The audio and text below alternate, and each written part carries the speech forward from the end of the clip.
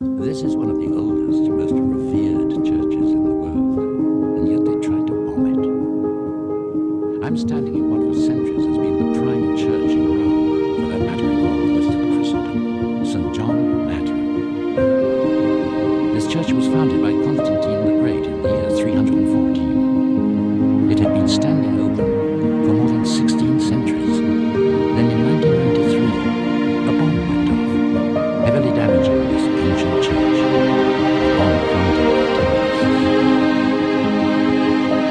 I'm Edmund Gray, and for the next hour, we will be exploring the connection between world events and the seven signs of Christ's return, as found in the Old and New Testaments of the Bible.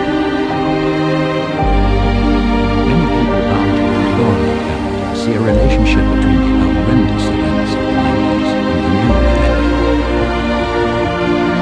Millions of churchgoers see the terrorism and moral decay and the natural disasters that so characterize this decade as conditions pointing to the second coming of Jesus Christ.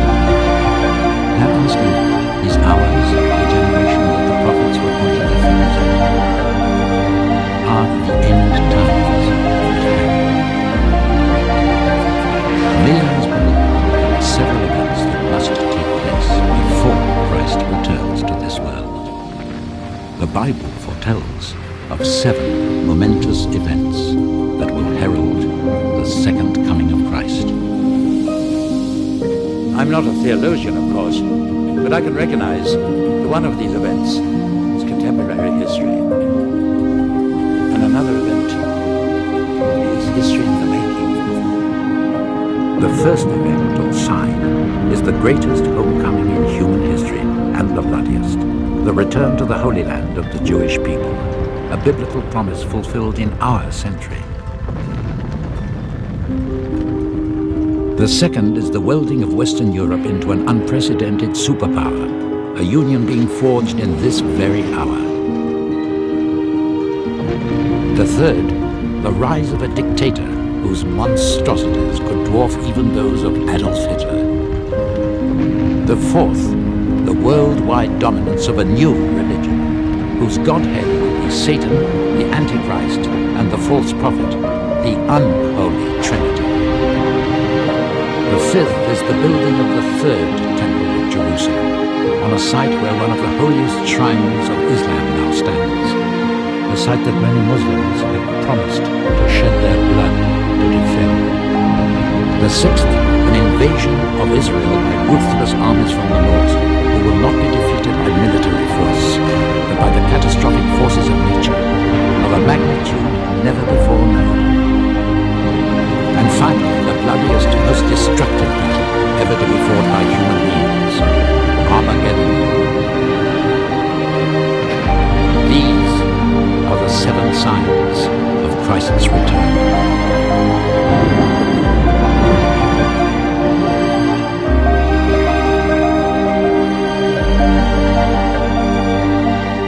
A 1,000 years before they planted them, St. John Lateran's was the Pope's church. On New Year's Eve of the year 999, Pope Sylvester II said Mass here for a congregation clad in sackcloth and ashes, the trappings of penance for one's sins. Many of the rich in the congregation had given away their lands. Others had freed their bondsmen. Now, in fear and dread, they waited for the church bells to usher in a new millennium and the second coming of Jesus Christ.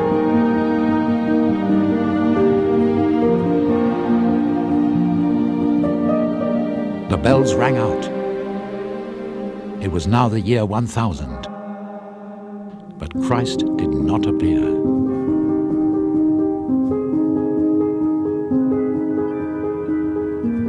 Without event, the sun rose on that first day of a new millennium.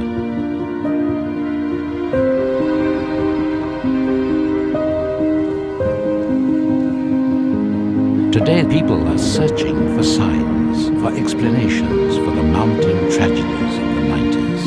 Sudden earthquakes, volcanoes exploding, cyclonic winds of ash and pitch,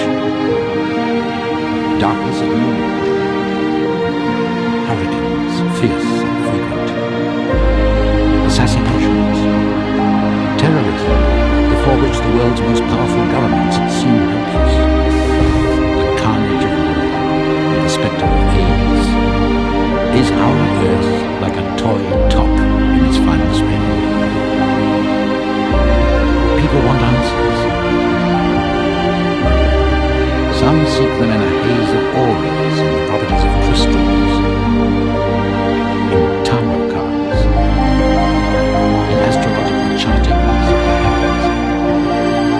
Many Christians argue that there's no need for stargazing. They claim to see clear-cut signs of Christ's imminent return, though they admit that they don't know exactly when this will take place. They don't claim to be God's mind readers. This book, which occupies a drawer in most hotel rooms, has been translated into just about every language on earth. About 25% of all that's written in the Bible is prophecy. There are dozens of prophecies dealing with Christ's coming into this world, but there are hundreds of promises related to Christ's second coming. Some prophecies describe the times we live in. Nation shall rise against nation, and kingdom against kingdom. There will be great earthquakes, famine and pestilence, and fearful events, and great signs from heaven.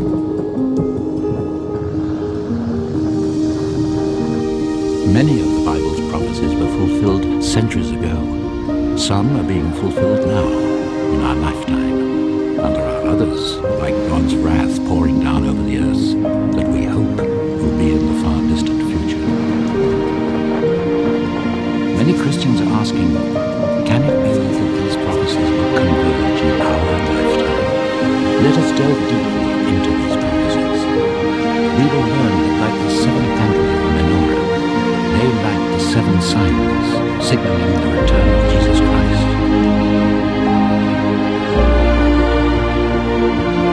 We discover the first sign, Israel restored.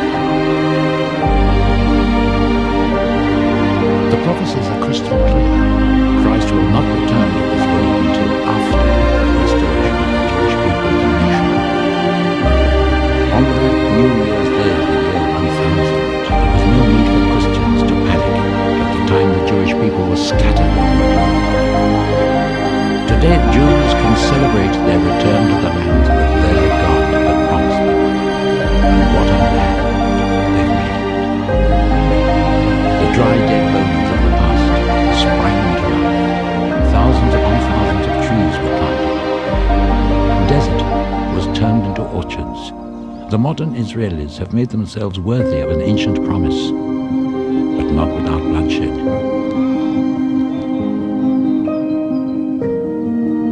The Jewish people as a nation began when the patriarch Abraham obeyed his God's command. Leave your country and go to the land I will show you.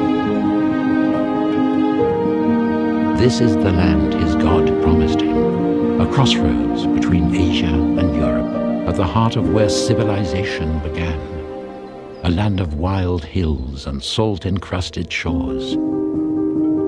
Geographically, the ancient Jews were wedged in between the superpowers of Egypt and Assyria, and surrounded by peoples determined to drive them out of the land they believed God had assigned to them. Then, as now, the Promised Land was plagued by constant warfare. In time, Assyria conquered the northern kingdom of Israel. Its 10 tribes are lost to history. Later, the southern kingdom of Judah was overwhelmed by the forces of Nebuchadnezzar, and its people carried off to Babylon in chains. When the Persians crushed Babylon, Abraham's descendants were free to go back to the Promised Land. Then the Promised Land was occupied by Rome. Rome built cities, Rome built baths, Rome built amphitheaters, and Rome brought in the Romans. The Roman yoke had become more than Jews could bear. They revolted, and it was a rebellion that took mighty Rome almost 4 years to crush.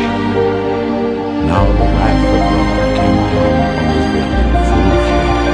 There was an explosion of fleeing Jews that reached to every known part of the world. In their exile, they were sustained by the promise, accepted by their parents. This is what the Lord Almighty says. I will save my people from the countries of the east and the west. I will bring them back to live in Jerusalem. They will be But Jerusalem fell into the hands of Muslim powers that Islamized it. For centuries, the land called Palestine was a part of the Ottoman Turkish Empire until the Turks were defeated in World War I. This permitted a trickle of Jews to return to the homeland. Then in the 1930s, from Nazi Germany, came shock waves of Jew-hating that paled the persecutions of the past. Jews were marked with yellow stars. Jewish storefronts were smashed. Synagogues were burnt down, sometimes with their congregations inside. By the millions, Jews were shipped to concentration camps in a program designed to annihilate the Jewish people once and for all. World War II erupted. After Germany's defeat, Jewish survivors of the Holocaust sailed to the shores of their ancient homeland, only to be turned back.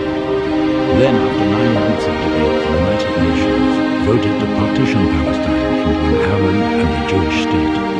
On the 14th of May of 1948, the new state of Israel was born, and with it, the first sign pointing to Christ's return.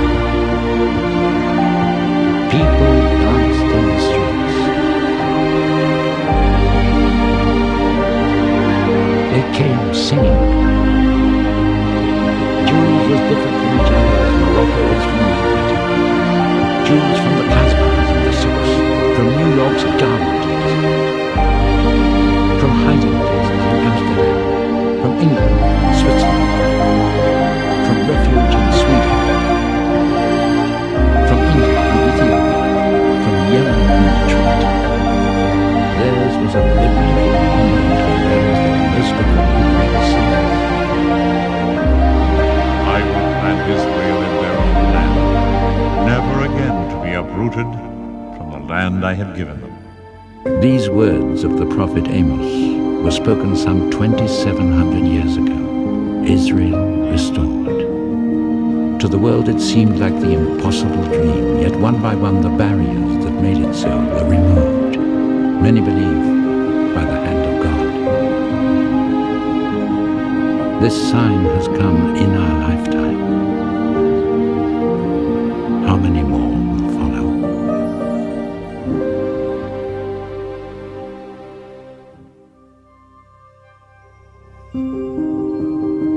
The second sign, Europe united.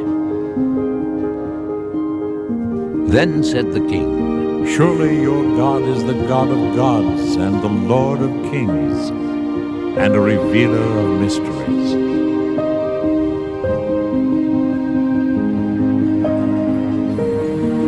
Once this city of Rome was the greatest capital in the Western world. Today, Rome is still a capital of one of several Western European nations that have formed a confederation known as the European Union, or more commonly, the EU. The EU is dynamic. It upholds the ideal of a united Europe by integrating its member nations economically and politically. It adheres to common policies in trade, in agriculture. It fosters a single European monetary system for all of the member nations. It supports a multinational parliament. Should the EU decide to build a united Europe army, it will emerge as the Roman Empire of the 21st century. Remarkably, the whole EU operation was foreseen some 2,600 years ago. It happened in Babylon, the fabled Babylon of the hanging gardens. King Nebuchadnezzar was tortured by a dream he'd had, and he sent for a Jewish visionary named Daniel to put him at peace. Daniel told him, O king, your mind turned to things to come. He went on to describe an enormous statue of 4 metals of varying degrees of hardness, depicting great empires of the ancient world. The golden head, Babylon. The silver chest and arms, the Persian Empire. And the bronze midsection, the conquering Greeks. The triumph of Rome over the others is represented by the statue's iron legs. Of particular interest are the feet of iron and clay, the 10 toes, symbolizing 10 nations that will yield their sovereignty to Rome. Daniel had his own vision of the future. It was nightmarish. He saw 4 terrible beasts rising up out of the sea. The first, the winged lion of Babylon. The second, a bear, symbolizing the Persian Empire. The third, a leopard, symbolizing Alexander the Great and his empire. The fourth beast, most terrifying of all, Rome, which devoured the other 3. It had large iron teeth. It crushed and devoured its victims. It had 10 horns. The prophet goes on to say that only after this Roman superpower is destroyed will Christ return to earth and establish a kingdom that will not pass away. But the idea of imperial Rome never really died. The ghosts of the Caesars have always loomed behind European leadership. In the 8th century, Charlemagne was crowned Holy Roman Emperor. The Holy Roman Empire reached its zenith during the Renaissance under Charles V. Napoleon so craved Roman imperial power that he crowned himself emperor. Rome reached well into the 20th century with a Tsar Nicholas and a Kaiser Wilhelm. The titles Tsar and Kaiser mean Caesar. Benito Mussolini strutted through his 21-year dictatorship of Italy as a Caesar.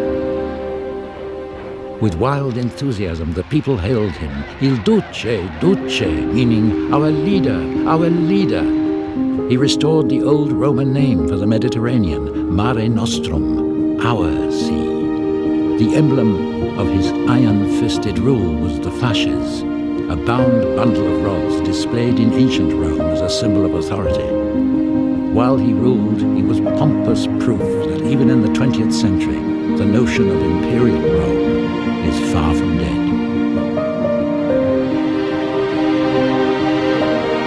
Today, the flags of the European Union are flying over many of the ancient empire's territories. The United States of Europe. This was a post-war dream of Winston Churchill and of Konrad Adenauer, the first German chancellor after the Nazi surrender. To this end, in 1958, Europe's leaders met on Rome's Capitoline Hill and established the European Common Market, which grew to become the European Union. If the EU is indeed the coalition of 10 nations, foreseen by the prophet Daniel, it will become a political superpower. Industrially, it will be one of the most productive powers on earth. It will support a huge multinational army with the most sophisticated weapons.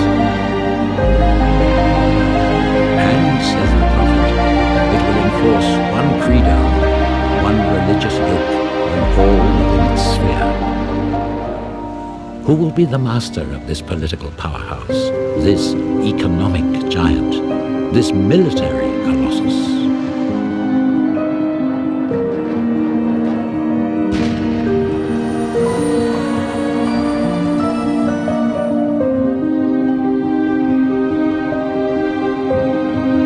The third sign is the coming of the Antichrist. There before me was another horn, a little one, which came up among them, and 3 of the first horns were uprooted before it. This horn had eyes like the eyes of a man, and a mouth that spoke boastfully.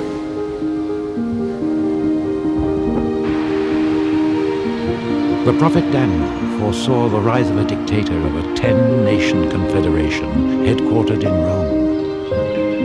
He will set himself up against Christ in the last days before the second coming.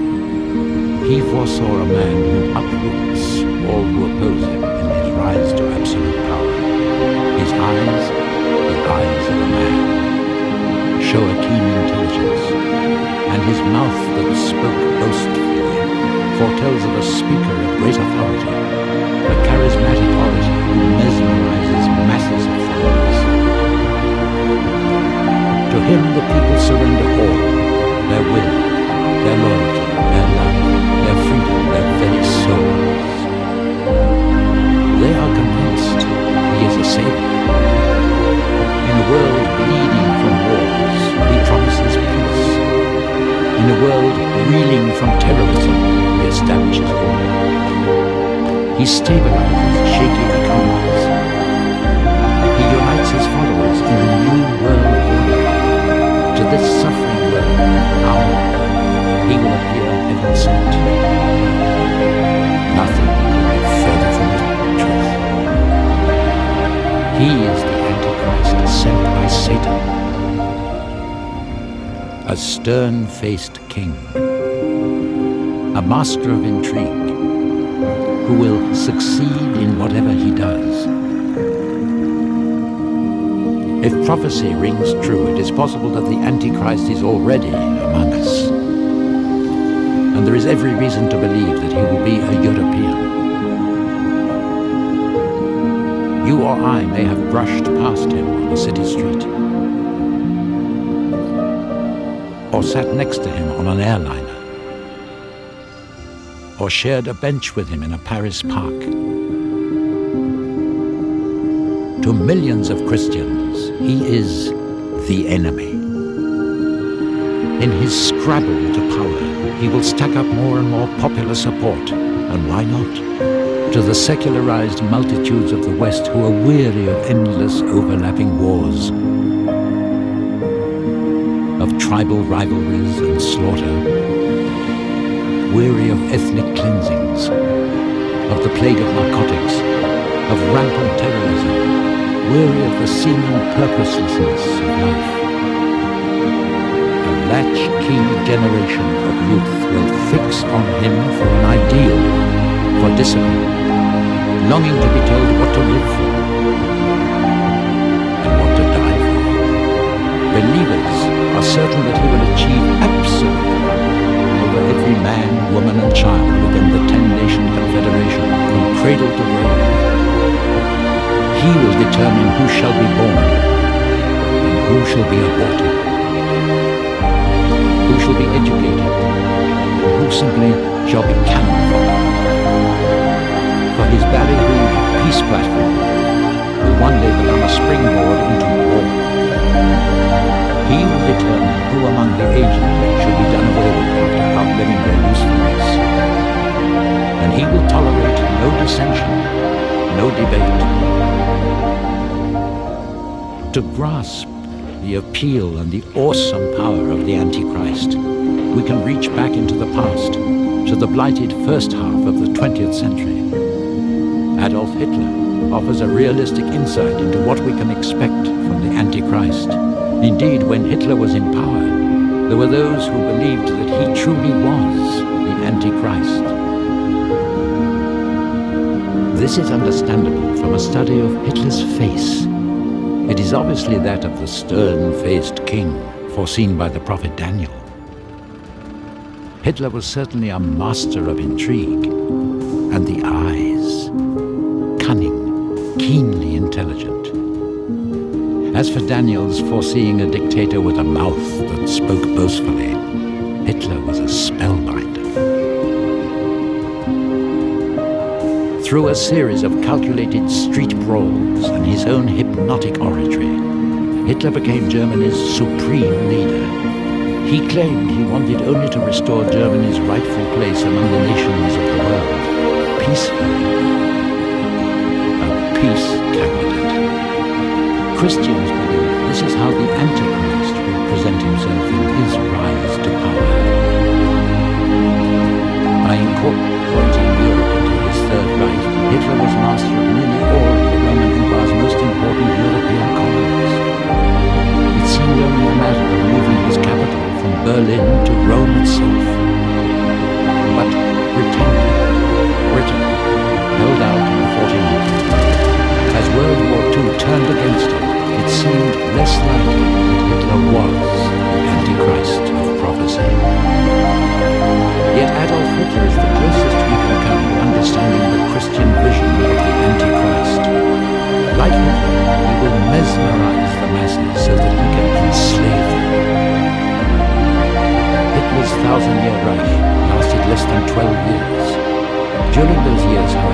control that Hitler exercised over peoples and nations was awesome. Yet by today's standards, the tools that he had with which to control them were primitive. There were no electronics as we know them. The prophesied dictator, the Antichrist, will be an updated Hitler. But unlike Hitler, all of the astounding advances in electronic technology will be at his disposal. Vast media networks and mind control electronics will serve his ends. The most destructive weaponry will be his to command, and he will program humankind to do